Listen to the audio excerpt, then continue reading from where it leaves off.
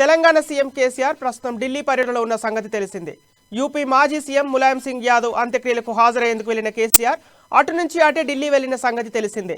నిన్న ఢిల్లీలోనే బస చేసిన కేసీఆర్ ఇవాళ వసంత్ విహార్లో నిర్మాణంలో ఉన్న టీఆర్ఎస్ పార్టీ కార్యాలయాన్ని పరిశీలించారు.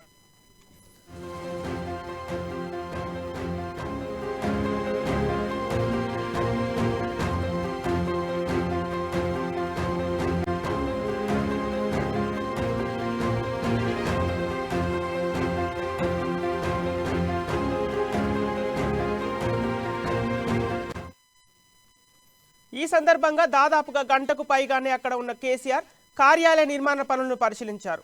అక్కడే పనిచేస్తున్న ఇంజనీర్ల పనులపై సమీక్షించారు. కార్యాలయ భవన నిర్మాణంలో ప్రతి అంశాన్ని కేసీఆర్ కూలంకషంగా పరిశీలించారు.